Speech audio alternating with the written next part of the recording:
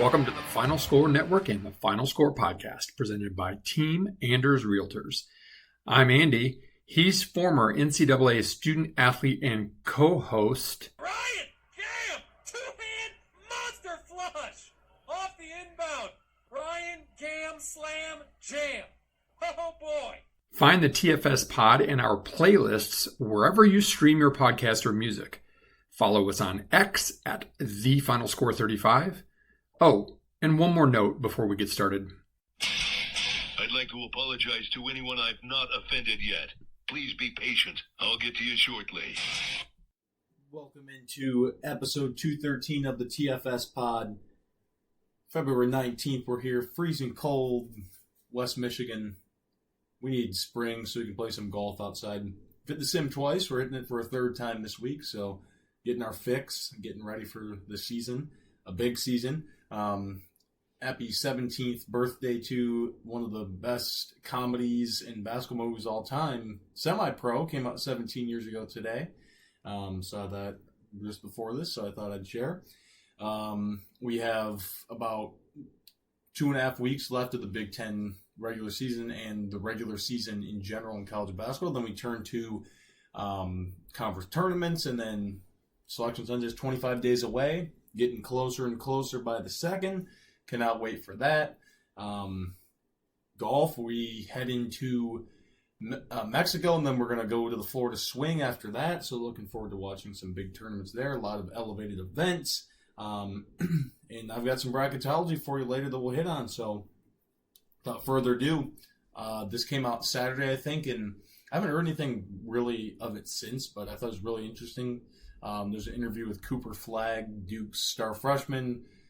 Just turned 18 years old, number one recruit, projected number one pick in the draft next year. Said that there's a good chance that he would want to stay and play another year of college basketball. I think that is wonderful. Amen. One for the game of college basketball, because you want good guys that are, stars to keep playing, draws eyes, keeps the game better, whatever. Second of all, the NBA sucks. Like, why? I can see why he's thinking this. Why would you want to go play in an NBA where you're never going to really get better? You're going to get more money, sure, but he's going to get money at Duke too. He already has shoe endorsements. He already has, other stuff, I'm sure. Plus the college experience. Yeah, he's a kid. He literally just turned 18 years old a little over a month and a half ago. Like, he's young. He's a young kid. And I don't blame him. The NBA sucks.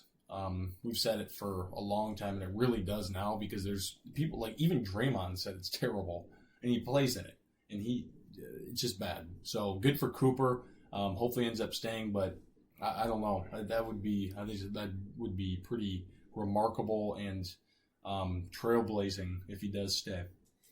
Speaking of good for college basketball, so Michigan State's now played 3 times since our last podcast, and the first was an opportunity that we thought was going to happen to beat the Big Ten record, Coach Bobby Knight's record. That did not happen. We'll talk more about that, I'm sure, in the State of State segment. But my podium is why I believe Izzo will never be surpassed. Now, a couple of things that I'll throw out there.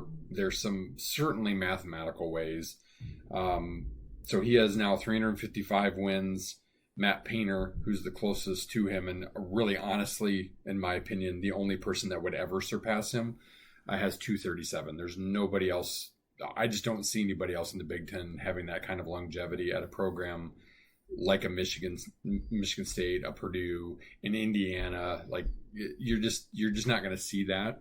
And the reason, so that's quick math. It's a 118 game difference. I kind of predict Izzo will coach 5 more years. This is just an average of 12. You're going 12-8 every year, so certainly he typically does that anyway. Could do better, but that would put him at about 415 wins, not including what he gets this season. So let's just say about 418 wins or so. It would take Matt Painter 15 more years, also averaging 12 wins per year in the Big Ten, to tie him. Matt Painter is 54, so he's 16 years younger than Izzo. He's been at it for what? He's been at Purdue for almost 20 years. Yeah, 20 years, I think. he's certainly going to beat Gene Katie soon, pass him for third. I think he's going to come close.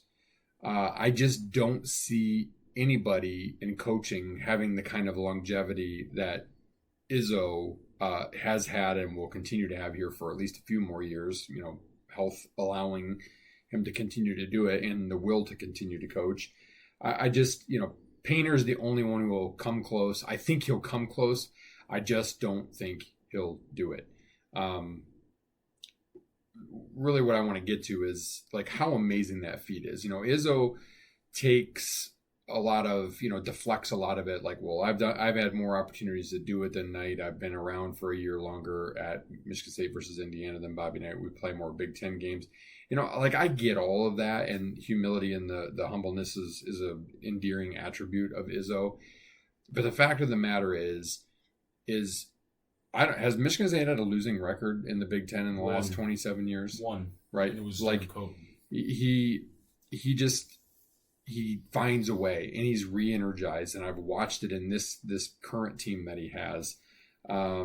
He's a special coach, and what shows you that even if you're not a Michigan State fan, the video that coaches did for him, and I'd love to see the full uncut version because Matt Painter talked about the press conference last night, like the part of his that he got cut out, which was a really nice continuation of his statement. But that was a who's who of Tom Izzo's peers and other coaches around college basketball, and they just don't make him like him anymore. Yeah, we have our ups and downs because like our expectations are high, right? He's won at least 10 Big Ten championships. He's won 5 or 6 Big Ten tournament championships. He's been to 8 Final Fours.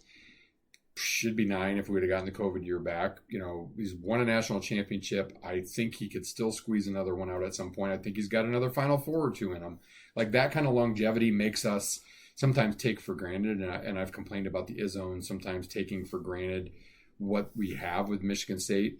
And maybe they listen to the podcast because they've kind of rebounded lately. They were insane last night, and they were insane when we were at the Oregon game the other day. I just wanted to really tip a hat to Izzo. I think it's special what he did. He underplays it, but you can't underplay that kind of longevity. Is he going to hit 1,000 wins like Coach K and Knight and Dean Williams and Roy Williams, or not Dean Smith and Roy Williams? I was combining the two.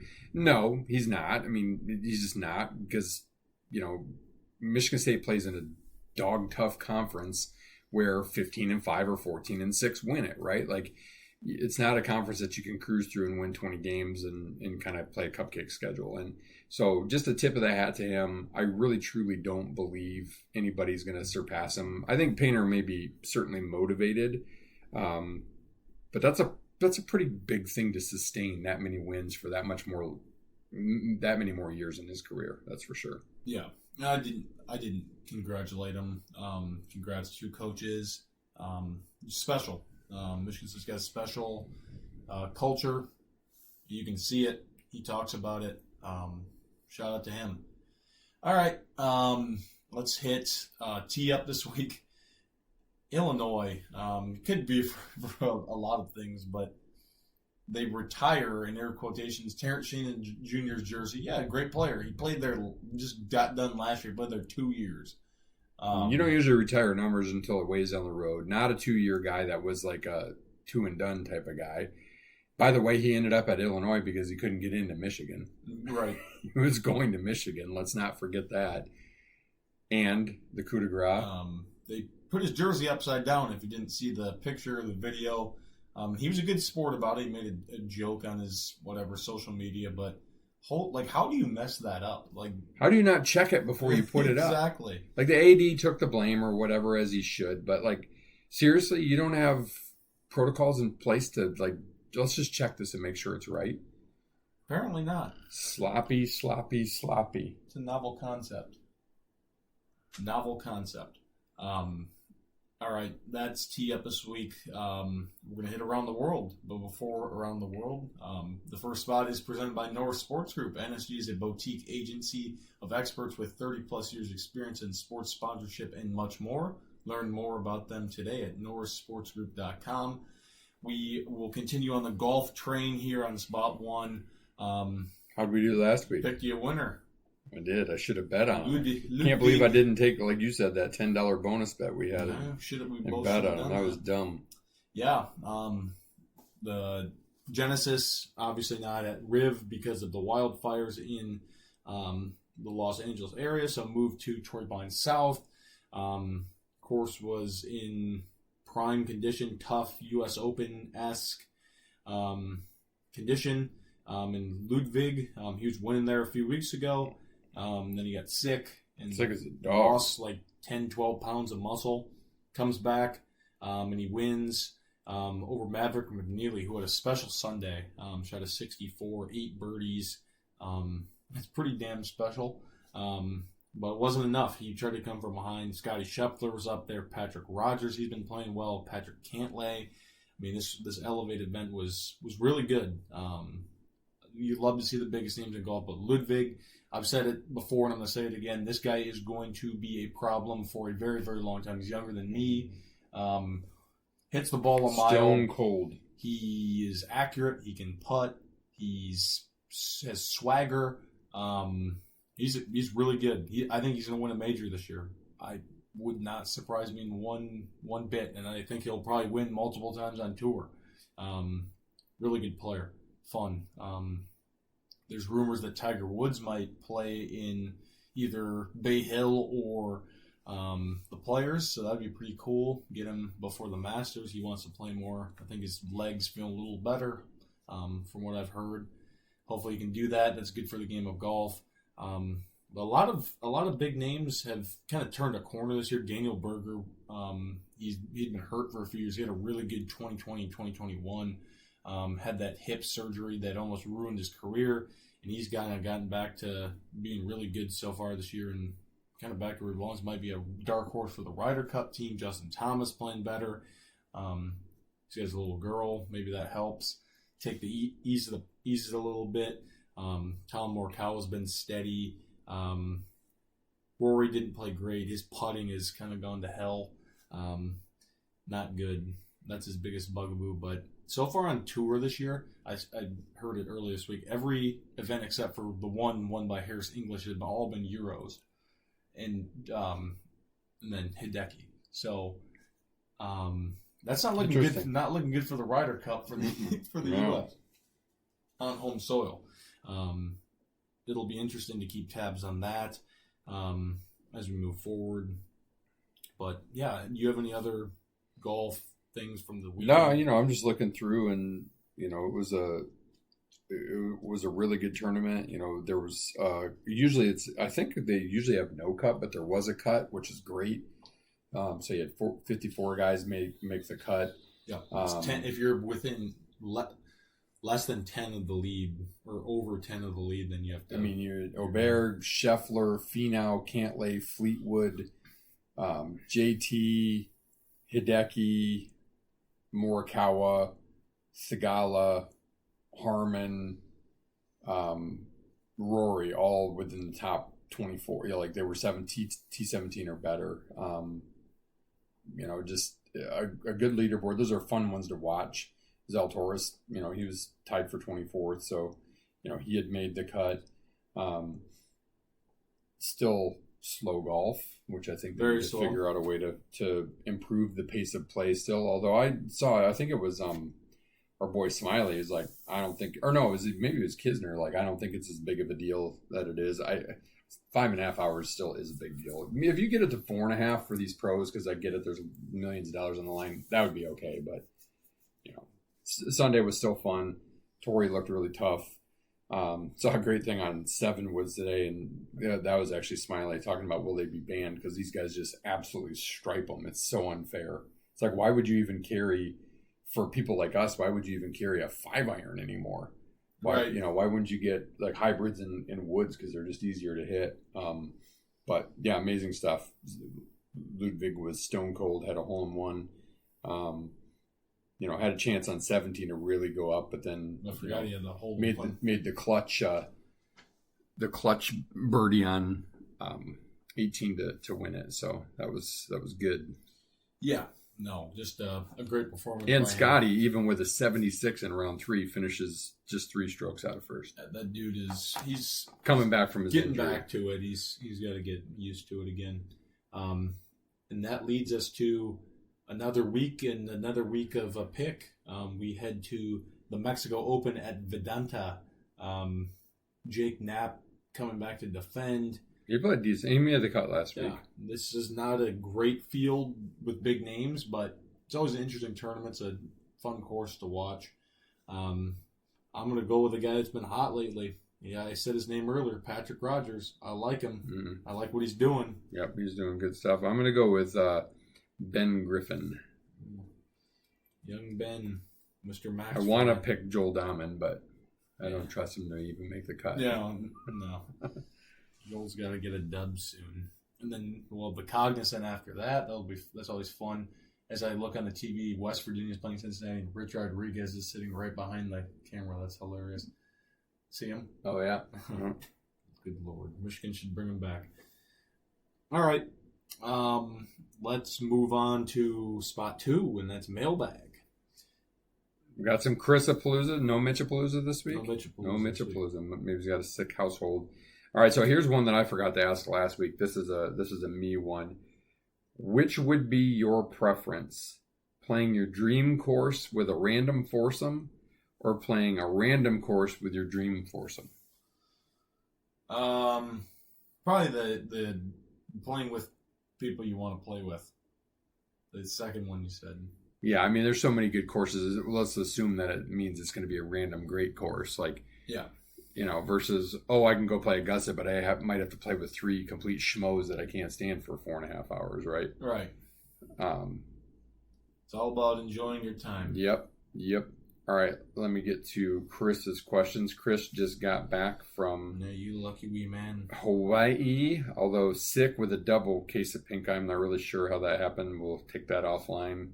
We'll speculate. I'm just kidding, Chris. So Chris gave me 3 really good questions. I was in conversation with him while he was there, despite the 6-hour time change. So number 1, you can pick 2 free things for life. Which of these would you choose? Free booze, free entrees at any restaurant, free plane tickets, or free golf any public golf course? Oh, I want free golf, baby. Yeah, free golf for sure. What else would you take? Probably free booze. That stuff's expensive. It is expensive. I'd go with the free plane tickets to play free True. golf because then I can go play. Courses like Pebble are free, right? Then you can get there for free. I guess you're right. Bandon is free. You can fly there for free. St. Andrews. This is public. So those are probably the 2 that I would take.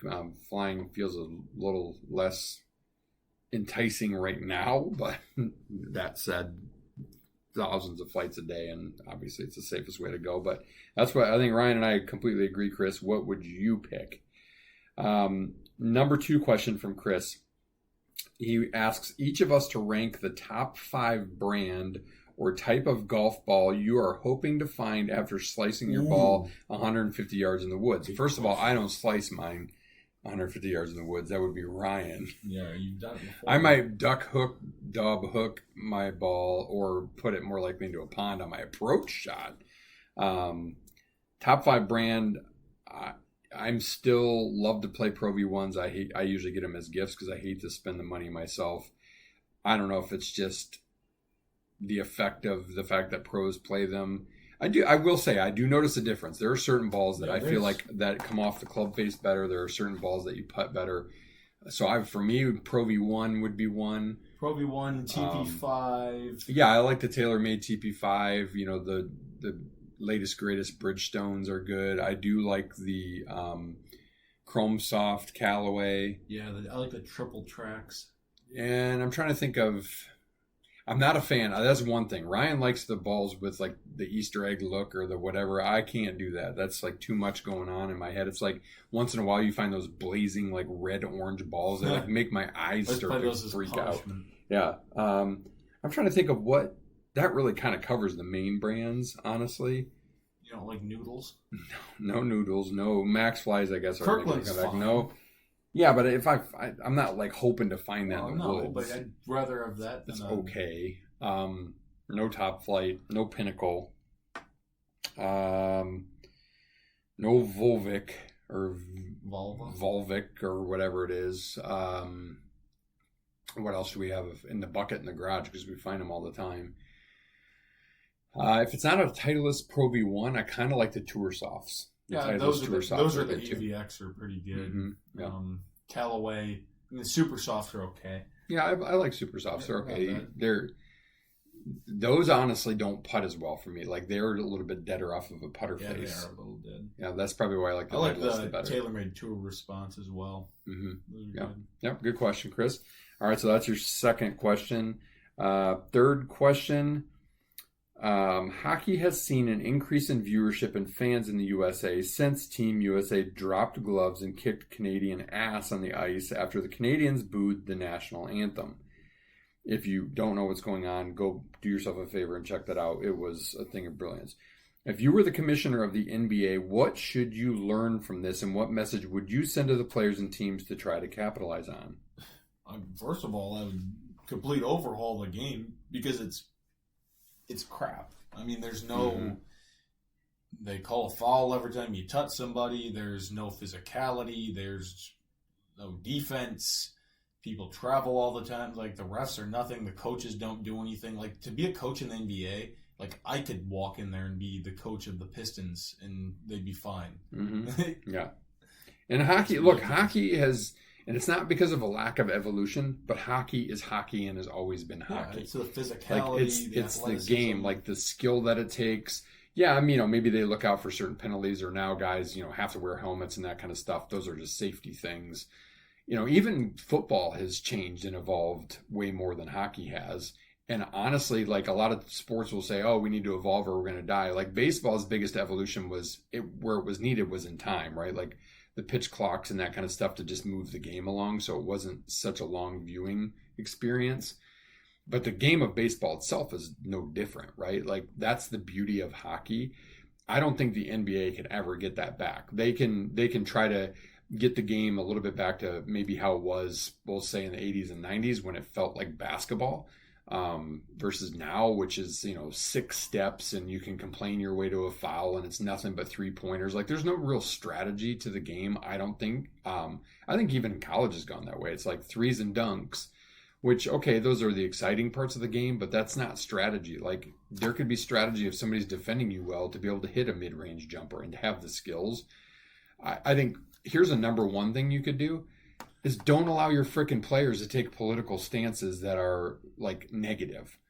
Appreciate the fact that you play for a country where you can make millions upon millions of dollars playing a game, and I don't think hockey players take that for granted. No, like the Kachuk brothers, that pissed him off that the national anthem got booed. I think LeBron James could give two shits if that happened, and that's the problem. While the NFL and the NBA promoted kneeling, the NHL says no. And by the way, too, the NHL still, the greatest scene is after a hockey series is done in the playoffs of them shaking hands. And I watched that in Big Ten hockey, too. Like after a weekend series, Michigan, Michigan State, Michigan, Minnesota, Michigan State, Minnesota, whatever, they're shaking hands, and those are intense games. I just think hockey is different. It's built different. I don't think the NBA could even sniff its jock. I think hockey got smart when they did this Four Nations thing for their All-Star weekend. I think it's brilliant. Hockey, you still look at it as like an Olympic sport. Like I don't even mind that the pros play there. I do in basketball because I think it's garbage. But in hockey, it's so evenly spread around the world. And I think there's a lot that could be learned. But Chris, in my opinion, the NBA is not smart enough to learn from it. No, they don't care. They're too busy worried about. They want to politicize things. Yeah, exactly. It's social justice and the politicalization of the game. And I do think a lot of it is because the main stars hate our country. They really do in the NBA, and you could even argue that to a big extent in the NFL as well. The NFL is not nearly as far gone, obviously, but the NFL All-Star Weekend is garbage too. So terrible. It's Roger Goodell's fault, though. Yeah. Well, they're just trying to internationalize the game by taking games off soil. So garbage. Any other mailbag questions? Or are we good to move on to our third spot? But before that, spot 3 is presented by our presenting sponsor, Team Andrews Realty. They upped for a This is their 5th year. 5th year, That's yeah. awesome. We really appreciate it. They've been so good to us for so many years, but they'll help you find the home that fits your wants and needs, and they make the process simple and fun along the way. The Anders have served thousands of clients for 30-plus years in the West Michigan area, and they're here to serve you today. Learn more at teamanders.com. College hoops, getting hot. I think there's some conference tournaments that start in after next weekend. It's crazy. That's actually, I think, at the end of next week, like February 28th, I think there's games like quarterfinals of whatever, the Ohio Valley or something like that. It's getting close. Lots of fun stuff going on in the game. The Big Ten. I'll go over tournament stuff here in a couple spots, but I guess we can just touch on what do we want to touch on this section, just kind of at large, who's playing. Yeah, I well. mean Army. I was gonna say Army Navy. Auburn, Alabama, 1-2 game the other day. One of the Pretty biggest intense. games in a while. Alabama's losing by 11 at Missouri right now in the first half. Auburn's tied with Arkansas in the first half. Yeah, like college basketball is just this is the time of the year when it kind of like really winds up. And the thing is we've talked about this on the podcast, Ryan.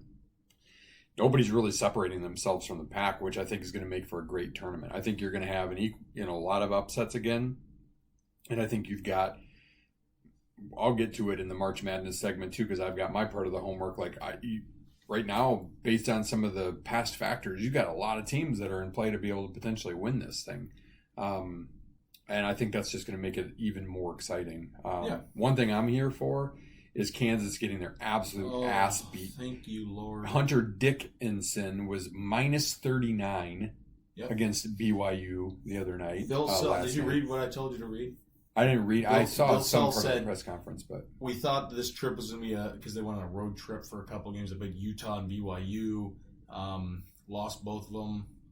He said, we thought this was going to be a bonding trip, a time to have fun with each other, and he's like, it was not. It was the complete opposite. It sounds like they hate each other. Yeah, I did see. Chemistry. He said we need to take a day away from each other. Yeah, bad team chemistry. Yeah, shocker. Who's the core of that team? Dickinson. And Dickinson, he's just an ass He's a bag. cancer. He is. He was a cancer at Michigan. He's 7-1, and of course he's dominating college basketball because 7-1 is still a rarity. But if you were that good, you'd play in the NBA. He's a poor sport. His own coach has called him out for his behavior before and his antics. I don't know. He's got something wrong with him, but I'm here for it because I don't mind seeing Kansas struggle because as much as Kansas is a blue blood, I don't think they've recently done it the right way. And frankly, teams that are building completely out of the portal, they can kiss my ass. I hope they fail. Well, how about this? They won the national championship in 2022. Ever since then, they were 1 seed, lost in the second round to an 8 seed, Arkansas. Then they lost. Last year, they got bounced early. To Gonzaga, got pulverized this year. They've never been less than a 4 seed under Bill Self. They're looking like a 6 or a 7 at their best right now. Yeah, crazy. And they're about to fall out of the top 25 as a preseason number 1 team. That'd be like 3 years in a row where there's teams that are really highly ranked that suck, like North Carolina. Right after winning that national championship, they didn't make the tournament. Michigan State, top 3 team last year to start the year, hardly makes the tournament. Kansas struggling. Chemistry matters, man. Chemistry, because that's what it was for Michigan State last year. And really the year before that with Hogard at the helm was chemistry. Yep. Chemistry matters. It does. But yeah, you look at teams like Auburn. Auburn's obviously really good, but definitely beatable, right? Nobody's unbeatable. You don't look at any team and go, holy cow. Right. Like there's nobody. Yeah, there's some matchup issues. Like if you're looking at it from a Michigan State perspective, there's teams you'd much rather play than not or whatever. Right. But it's always like there's no one team that you're like, that team is like going to be really, you look really, at it really and you tough go, to oh beat. shit. Yeah. You just you don't. Like a UConn recently. Speaking of UConn, we got to teed him up. Did Dan Hurley forget to take his meds again? Last week they beat Creighton. Like good win. Creighton's a good team. They're going to be a tournament team. They went on the road, and Bobby Hurley. I was going to say Bobby Hurley or Bob Knight, basically. Danny Hurley gets into it with a fan after the game. The guy chirping him, and he keeps in 2 rings, Baldy, 2 rings. Why are you? First of all, what are you doing talking to a fan? Second of all, dude, your team is not good. They turn around and lose the next game to Seton Hall, who is below 100 on Ken Palm, one of the worst Power 5 programs in the country because they have no money for NIL. Mm-hmm. They're horrible. They've won like 7 games all year, and they beat them. Down 6 with 45 seconds left in regulation. Tie it, go to overtime. Down 7 with a minute left in overtime. Win the game outright in that overtime. Ridiculous. UConn is struggling. And I think it's karma. Like, it's the same thing with Kansas. It's karma. Mm-hmm. You mess with the bull, you get the horns. Yep. Who else is pissing me off in college basketball? I mean, the SEC is pretty dang good. You got Alabama, Auburn, Florida, Missouri, Kentucky. Kentucky smashed the Vanderbilt ACC tonight. that was always good? The ACC is going to be a 3-bid league, maybe 4 if they get a like an NC State from last year who had to win. They might get 4 because so much. Here's the thing: the bubble this year is probably the weakest bubble I've ever seen. There are awful teams that are going to make the tournament, like West Virginia, who they're decent. Their best player got hurt early in the season in Tucker DeVries. They're 16-10, and they're probably going to be like a 9 seed right now, and they still have to play 4 more games. Like there's going to be some teams with 12 losses that are like 8 seeds. I mean, you look at the ACC. You got Duke 23-3, Clemson 21-5, Louisville 20-6, and then Wake Forest 19-7. I don't know what their resumes look like. And SMU, very SMU 19-6. Those are the only. Nobody else has got a chance in that league. North Carolina's 15-11. Yes, they have a winning record, but against a weak ACC, they're going to have to probably win the ACC championship unless they go on a run here to end the season. Yeah. So that's the ACC. Big Ten obviously is starting to get some separation up at the top. Michigan 12-2, Michigan State 12-3, huge game Friday. Wisconsin, I said it last week and before in the podcast, I think they're the best team in the Big Ten. They're 11-4. They're right there. Purdue and Maryland not quite out of it, each with 5 losses. I believe UCLA, with that loss last night to Minnesota at UCLA, they probably are out. I don't think 6 losses is going to tie this year. I think it's going to be 5. Still think it's going to probably be 5, but it might be 4. So now the battle is who stays out of 16, 17, 18 spot. Penn State smashed Nebraska, who's reeling a little bit lately. And Nebraska's kind of at that cutoff. Ohio State maybe at 10 is kind of that cutoff at 15 and 11. Their KenPom numbers actually look really good. The SEC, though, let's just take a look at their league because it's pretty amazing. You got Auburn is number 1 in the country. Alabama's number 4. Florida, who's 3rd in the league, is number 2. Texas A&M is 7. Missouri's 15. Tennessee is 6. Mississippi's 24. Mississippi State's 21. And Kentucky's 17. I mean, they have 9 ranked teams. Plus Vanderbilt's and solid. Vanderbilt is Texas 17 is okay. and 8. Yeah. Oklahoma's okay. Georgia's Arkansas, okay. They have one losing team. It's South Carolina at 10-16. Yeah. So it's pretty remarkable. The mid-majors this year a little weak. Not as good like the West Coast Conference. Gonzaga's not as good as they have been.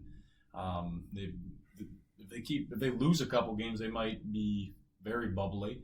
Trying to think who else. The Big 12's not as good as it has been either. Not as strong. Obviously, Kansas won however many regular season titles in a row, and in the last couple of years they've gone away. Houston, very impressive. All they do is win their league under the cheater Kelvin. I like to call on the phone Sampson. He's ridiculous. Amazon 16 to Missouri. College basketball is nuts. Big Ten wise, like you said, kind of battle for the. I think the 3 that aren't going to make it as of right now, if I were to put money on, would be Penn State, Washington, Northwestern, maybe Iowa too. I think Northwestern and Iowa play soon. There could be a little something there.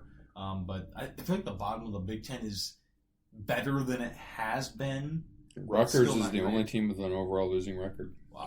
12-14. And like a team like Minnesota, I want to give props to Ben Johnson. I don't like the Ben Johnson slander. The dude, if they fire him, to hell with Minnesota, because that dude can coach. He's had more roster turnover than anybody going this year. His team would have been really, really solid. I've said it before. They would have been probably top half of the Big Ten team if they had returned most of their guys that went to the portal and had some of the guys on their roster this year. They just went to USC and UCLA and won. They're only one of two teams to win both games out west, them and Michigan. Only two teams to win their LA doubleheader. So good on them. They obviously would take a miracle to make the tournament, but good for Ben Johnson for building culture. Hopefully he can keep it going. I'm pulling for him. I like him. Do we know, is the Big Ten doing the reverse on the schedule for next year? So, like, or do they redraw it? So will Michigan State get UCLA and USC at home and then go to Washington and Oregon? I wonder how they're going to do that. It'd be interesting. Yeah, I'm not really sure how that works, to be honest with you. Illinois is reeling. Michigan State kind of broke them. They got them. Smacked by Wisconsin last night. They played Duke. They Iowa, lost the guy that actually been playing the best lately. Yeah. They play their last four games are Duke, Iowa, Michigan, and Purdue. That's 3 losses, and that could put them at what? That'd be 13. That would be 9 and that'd be 9 and 11, 17 and 13 if they get to that. It'd be a bubble team. For some odd reason, they have the best metrics. Like, if you look at them on Bartorvik, they're still ahead of Michigan State. In the net rankings, they're 20th. In KenPom, they're hardly out of the top 20. Like, it's nuts. Yeah, I mean, KenPom, we'll talk about it a little bit. I mean, they're close. They're on the cusp of the top 40, top 22 I don't rule. think they have horrible team chemistry. Yeah, it's not a talent issue. It's a chemistry issue. It's a coaching issue, honestly. Yeah. I mean, I don't know. The Big Ten is, I hate to say it, but is going to miss out again on, I think, winning a national championship. I don't see it. Like, it's going to be an SEC team, maybe a Big 12 team, or Duke. Like, that's the way I see it right now, but I guess time will tell. Yep. You have anything else college hoops-wise? No, we'll get to more in the March Madness. Yep. All right, let's go to our 4th spot, State of State. We'll go from a rage last Tuesday after pissing it away against Indiana with just a bad game. You know, makes you wonder why more teams don't zone. Michigan's going to zone Michigan State a lot on Friday based on Indiana's success. I do think Michigan State's got the pieces. They just got to put the right pieces in place to beat the zone. They're not going to beat them with shooting 20-plus threes. They need to shoot, in my opinion, 16 is the sweet spot for threes.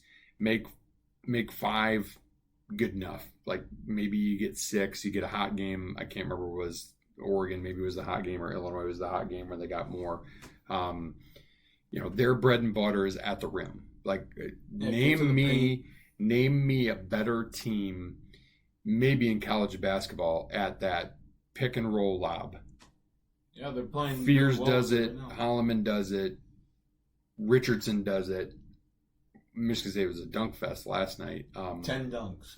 But, in the last 3 games, you saw the worst of the worst, really, against Indiana. That's some of the worst overall basketball. I think Michigan State played very sloppy, very just out of sync, very kind of lethargic, with a lot of key people there watching again, thinking that was going to be when Izzo was going to get his record. Would have been great if it happened that night, just because he beat Bobby Knight to win his first Big Ten game, and it would have been Indiana. The stories were there. It was at home, blah, blah, blah. It's like clinching a big game in a series on the road. Like, you always want to do it at home. But as piss poor as that was, and the 0 expectations I had for them against Illinois. Horrible start. Awful start, 16-point hole, and I thought it. Like, this is it. We saw the end of this great season run. It's going to be a struggle. Maybe we'll win one more game, and then boom, it just switched. And I'll tell you what switches is when Michigan State mentally, with all 5 guys, decides to lock down on defense. I believe they're probably, if not the best, one of the couple of best defenses in the Big Ten for sure. Yes, without. But when they're kind of haphazard with it, it doesn't work. And it has shown, and Izzo can show them in game film. It happened with Oregon. It happened with Illinois. It happened last night with Purdue. When you play defense and your defense starts to let you run, that is when Michigan State is unstoppable. I don't know how many fast break points we had last night against Purdue, but like Michigan State can combat and counter the horrible 3-point shooting if they can get out and run like they did last night. Yeah. And like they did for stretches against Illinois as well. Right. Michigan State's at their best when they're in transition. Mm-hmm. It's just a known fact. Like, and teams have stopped their fast break. Akins is at his best when he's attacking the basket. He left a couple free throws short last night, but like stop shooting threes. He didn't only shot, I think, 1 or maybe 2 last night, but like Booker, stop shooting altogether. Like if you can't even rebound or play defense, then you shouldn't be on the floor. Atrocious. At least other guys, like if they're not playing that great on offense, like Fiddler will give it his all on defense, and that has turned into some good offense for him like last night.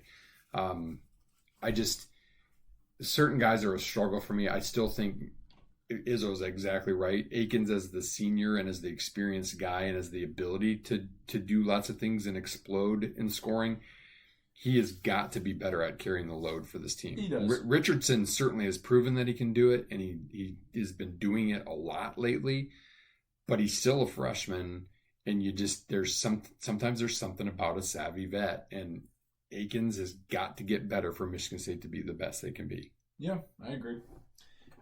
Bigs, I will say this, the bigs have been really outstanding when you put the 3 of them together. Kohler, obviously, against Illinois was fantastic. Kohler was good again last night. He's arguably Michigan State's best rebounder. Cooper, Ryan, and I have fits with sometimes how he plays and sometimes his boneheaded things. He pulls out the Dirk shot clock beater last night. He's great on the lob. He really is Michigan State's best hedge defender on the pick and roll. He gives up a little bit of pounds, but I think he gives Michigan State some versatility on defense. Zapawa played better last night than he has been for a little bit. He still gives you a good, solid guy, and Michigan State's got a lot of fouls to give with the big guys, which is good. And Kohler has started to become a true 3-point threat, which is great. It's going to keep diminishing Booker's time, but like Booker was minus 11 last night in 5 minutes? Was that what it was? Horrible. Carr is Carr, obviously, is a human highlight reel, and he just continues to defy gravity and do the things that bring the energy.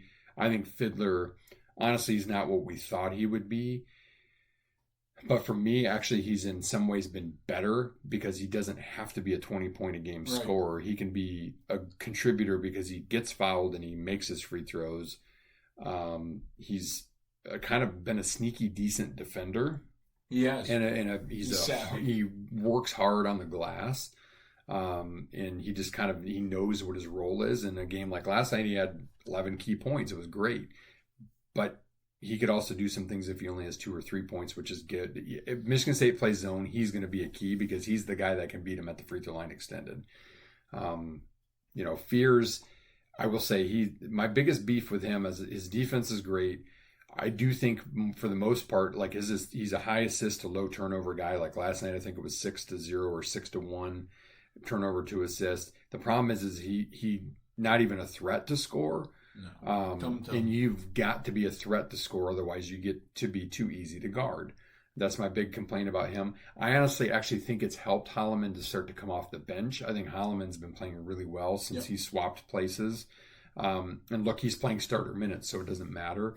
He's distributing the ball well. He still is a guy that can get to the basket, and he can make 3-pointers as well. So he's going to be key. But I look at it big picture. Akins is the guy that can be the difference between Michigan State getting to a Sweet 16, maybe instead getting to an Elite 8 or possibly a Final Four. Yeah, I agree. You got to have all the pistons firing. State of state. Otherwise, Michigan State hockey was off last week. They're big last couple series. Hopefully, they can wrap up the Big They got Ten. Penn State and Notre Dame, so the bottom feeders got to take care of business. They've got a 3-point lead. Have played 20 games in conference, same as Minnesota. They got a 3-point lead. If you don't know, in college hockey, maybe it's this way in pro hockey now too. You get 3 points for a win. Now you get an automatic point if you go to overtime, and if you win in overtime, you get 2 points. And I think you get an extra point if you win in a shootout as well.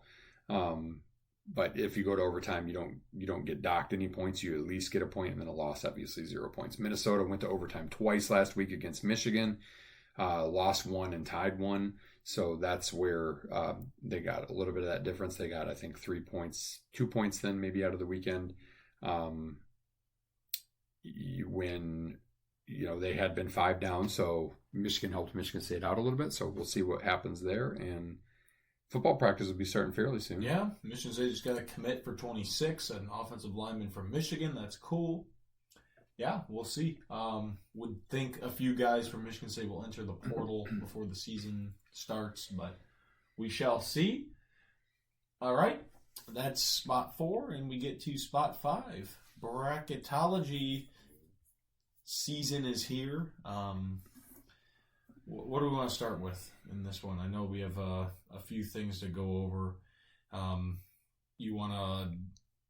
Yeah, I mean, if you want to go like over your top 16 seeds, maybe, and say how far off you were to the first original launch of that. I mean, I just made a new one today. Okay. And then and you can kind of cover off to what did we say? Big Ten teams that'll get in? Is that what we talked about? Yeah, that's fine. And I'll give you the weekly look at the 40-22 rule. I'm starting to see now it's like, if they're the top, people bend it to whatever they want, I think, to get the team that they want to get in it. But I've always seen it, and we've always talked about on the podcast, is the 40-20-22 rule. So teams that leave the regular season in the top 40 on offense and the top 22 on defense win the national championship. I think every year, but maybe one. In the one year that it was an outlier, it was like not by much. So as it stands, as of today, before games tonight, Auburn has the number 1 offense, the number 13 defense. They're number 1 overall, so they would be a team that you want to keep your eyes on. Duke, they're number 2 overall, 2 offense, 4 defense, which kind of surprised me.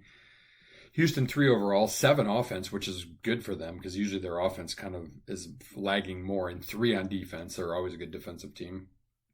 Florida right there, number 4, 5 on offense, 7 on defense. Tennessee, number 5 overall, 30 on offense, but number 1 on defense. It was actually a little bit surprising to me. Iowa State's kind of been in the mix all year. They're number 9 overall, 17 offense, 12 defense. Then it starts to get a little bit hairier. Arizona is number 10 overall, 23 on offense, 9 on defense. Michigan State's in there, 13 overall, 24 on offense, 14 on defense. So squarely in there. Maryland, another Big Ten team, 14th, 16 on offense, 20 on defense. So they're just by the skin of their teeth in there. St. Mary's, 19th overall, 38th offense, but number 10 defense. Michigan, another Big Ten team in there, number 20 on offense, 22 on defense. So they're just on the cusp with their defense, which Ryan and I have talked about is probably their biggest weakness. Ole Miss, 22 overall, 35 on offense, but 16 on defense. And then Marquette, 26th overall, 31 on offense, 19 on defense. So those are your teams as of today. Would be kind of like by rule. You might want to pick one of those in your bracket. We'll go over that every week. Here's just a few kind of not making that cut that are of note. Alabama, great offense, number 3, but number 39 on defense. So outside of that, Wisconsin, kind of same. It's a flip for them, right? They're 6 on offense, but they're 40th on defense. They're scoring in droves, but they're also giving up points in droves. Texas Tech is a little closer, 10th on offense, 33rd on defense. Gonzaga, 9th and 42nd. Again, you want up to 40 in that first number and closer to 22 in the second one. Purdue is 8 offense, 45 defense. Out of the rest of this list, probably arguably the closest, maybe Texas A&M is 52nd on offense, so not too far out, and number 5 on defense. St. John's, a lot of people are going to want to pick them, but they're really not very good on offense, 79th, but number 2 on defense. Believe it or not, they're a worse shooting team than Michigan State. Illinois, you talked about the metrics, love them. They're actually pretty close, too. They're 15th on offense, 31st on defense, so they're not that far away. Kansas's offense is actually surprisingly bad, but their defense is decent, although I find that hard to believe after last night. Clemson's not too far off. They're 19th offense, 27th defense, so they're at Louisville, 21-29. Another surprise, Ohio State, 25th on offense, 32nd on defense.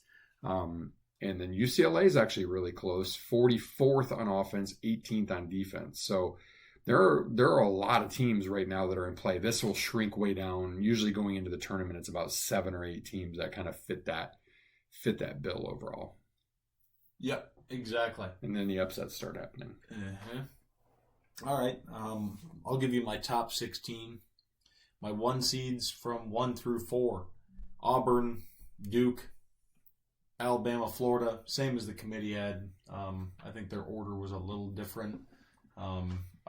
It's changed, obviously, since a few games. So 3 SEC teams?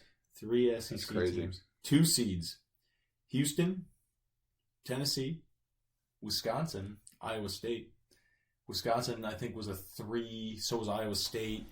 I'm telling you, I like Wisconsin. Wisconsin's offense, because they can get after it on defense. They just haven't necessarily had to, but their offense is like what they shoot 91% from 2 in the second half against Purdue the other day. Yeah, on the road. They just drop bombs on people. Yeah, very versatile. My 3 seeds in order: Texas A&M. They were a 2 seed in that bracket deal. I don't think they're going to be a 2 seed. I think they'll be on the 3-4 line. Arizona. They started the season really poorly, and they've rebounded really well. Kentucky, I think they're borderline 3-4. And then, I hate to say it, Michigan, right now, I think they'd be a 3 seed, the last one. And then my 4 seeds, Michigan State, I think they're teeter-totter between a 3 and a 4 right now. I think that they've all but wrapped up a top 6 seed in this tournament. Depending on how they finish, I think they can get as high if, they say they go 4-1 and, make it to the Big Ten title or win it. In Indianapolis, they could be a 2 seed. Mm-hmm. So anywhere between a 2 and a 6 for Michigan State. And then I have St. John's, Texas Tech, and then a team that was not in there at all, Maryland Terrapins, as the last 4 seed. I think they're undervalued. Yeah, we'll get to see them next week. And here's the thing. They're going to be feast or famine, because if they get into foul trouble, they are effed. They're really thin. They play. Their 5 starters all score double figures. I looked at their stats earlier.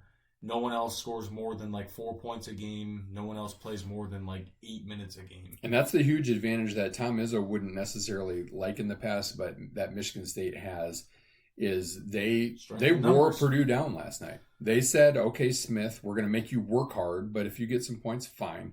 Kaufman-Renn, we're going to make you work hard, but if you get your points, fine. Nobody else is going to score on us, and we're going to wear your guys out, and you could see it. I mean, guys are getting gassed because Michigan State can run a hockey line change. They can run 5 new guys out there without much drop-off. I mean, what was it last night, Ryan? Everybody except for basically Booker and Fears scored at least 7 points. Scored 0 points. Everyone else scored 7+.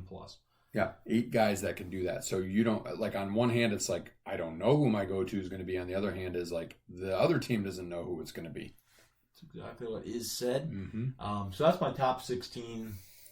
The committee doesn't know anything. I'll give you my Big Ten teams that are in this tournament. I already gave you a few. Wisconsin is a 2 seed. Michigan is a 3. Michigan State is a 4. Maryland is a 4. I think Purdue falls down to the 5, and I say that because I think their ceiling's low. They lack depth. They don't play great defense.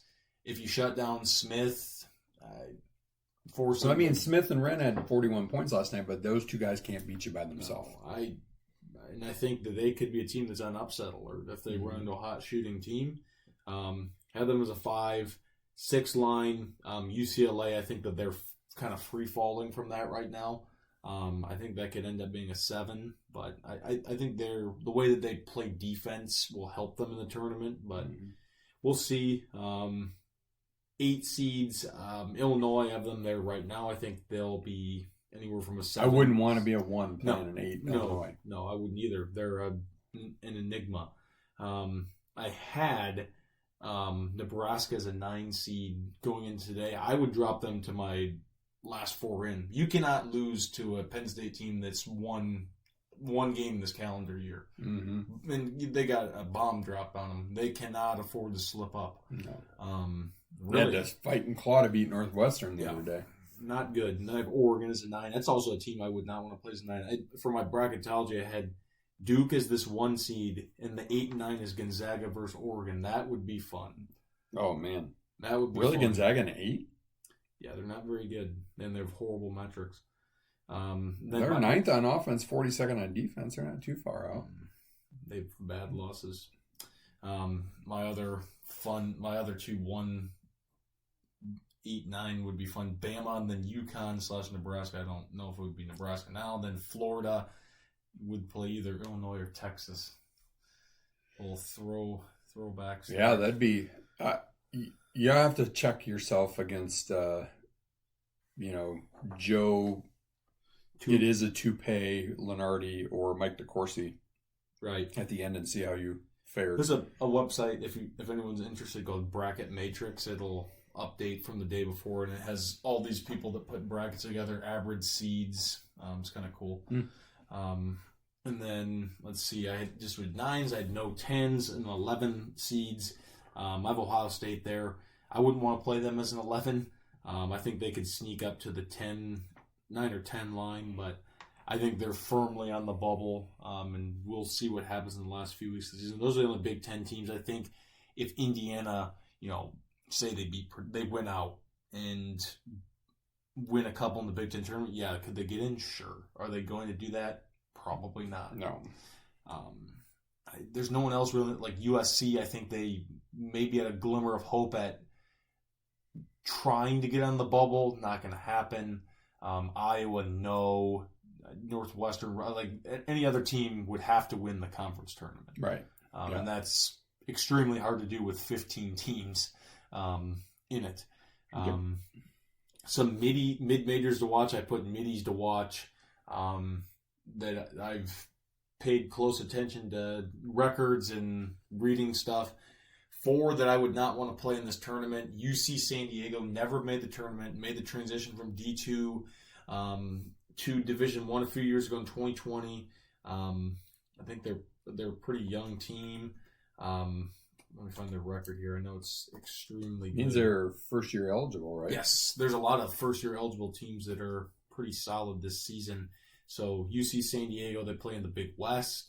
22-4 overall. They're like 40th in Ken Palm. Mm-hmm. They could be a sneaky, if they don't win their conference tournament, maybe put them in there as a 12 seed play-in. Be kind of fun. Other ones, George Mason having a really, really good season in the A10. They're winning it right now. Drake, we watched them a couple times when they're in TV early in the season. Their coach came from D2 school where he won a ton of national championships, and he brought a lot of his players with him. They have a white point guard. Bennett Sturts is his name. Keep an eye on him. He's a stud. And then Akron, coached by former Illinois Fighting Illini coach John Gross. Bald man. Akron always seems like they're right up on the top of the MAC for sure. They do. And there's obviously other ones, but those are some that I sure as hell would want to play. McNeese State, too. Will Wade's their coach. He's insane. I have all those teams as 12s and 11 seeds. So Samford, they're solid. I don't know if they'll make it in. They're kind of falling apart, but also wouldn't want to play them with the way they play. Yale, well coached. I mean, there's a lot of really good mid to low major teams this season that could win. So that's the bracketology. If you want me to share my bracket with you, I can add you to my Google Sheet. Just let me know. And we will finish with a sprint in honor of Ohio State hiring Matt Patricia. He's gonna be a big strawberry instead of blueberry now. Just got my brain working. Who's the worst Lions coach of all time? Oh man, that's a loaded question. Jim Schwartz. No, he at least made the playoffs. Yeah, Patricia. I mean, I'm just going through the names. We had Bobby Ross. There's somebody in there that I'm missing. Older guy, bald. Rod Marinelli. That's where my money is. Rod Marinelli. I'm going to say Patricia. That dude was awful. And he was a horrible, just person to his players. All right. Who's Michigan State's, you kind of answered it before, but who's Michigan State's most important player down the stretch of the season? Well, I mean, I think, and I've said it for a long time, I think their best player is Jace Richardson. I think the most important player, just because he's been there, because he can shoot the three, because he can shoot free throws and get to the line, because he can make the one dribble pull-up jumper, and he can play really good defense, which he did last night. He played good defense, is Akins. I think Akins is the difference between a second-round exit and a potential push for a Final Four for Michigan State. I'm going to say Jeremy Fears, because if you can unlock him to get him to score 6-7 points a game and be a threat offensively, that changes Michigan State's dynamic even more. I also kind of answered this question, but I'm going to ask it again. How does the NBA get out of this current funk that they're in? And it's been... the last time I paid attention to the NBA was probably my sophomore year of college. I don't care. I mean, they need to clean up the whole social activism stuff. It's one thing, I get it, you're using it as a platform or whatever, but you're doing it in a manner where you are completely alienating your most prominent fan base are still going to be the blue collar everyday, or not just the blue collar, but the blue collar and the everyday people. They're the ones that tune into sports. These woke liberal weirdos don't watch sports. The blue-haired trannies don't watch sports unless they're trying to dominate women in a field where they're not supposed to. I honestly think you want to put social activism to work, then put it to work to fight cancer. Put it to work to fight, something for kids. Like, I think the PGA Tour does social activism better than anybody. Oh, absolutely. With the way that they give to community. You want to do social activism, then go to community. Stop making it political. That's the number one thing. If I'm commissioner for a week, the number one thing I do is I say, just like Trump said, we're wiping out DE&I because the premise of it is just discriminatory itself and is wrong. That's what I would do for the NBA. I would wipe out all those stupid practices. I would tell everybody you're going to stand up and respect the flag. You're going to regain the hearts and the minds of the fans, and you're going to recalculate how you officiate games and how you call the games and what the rules are. I don't like the fact that the ball can advance on a time as simple as a timeout and that kind of stuff. Like, those are not things that, it's an offensive friendly game. It's not a balanced game. And it's not fun to watch. Right. I agree. And in honor of SNL celebrating 50 years, who's the best SNL cast member of all time? Man, there are a lot of good ones. I got to go with Chris Farley. I'll go different than you, and I'll say Adam Sandler. Yeah, he's right there, too. He would have been my second choice. All right, that is another episode in the books. We appreciate you guys listening. Let us know what questions you want us to answer here heading into the home stretch of college basketball. But we appreciate you guys listening. Tell your friends. Hit that simulator. Get ready for golf season. I know we will be again this weekend. And yeah, stay warm. It's cold. All right. Meanwhile, as Warren Wiersbe once said, happy is the man who has learned to hold the things of this world with a loose hand.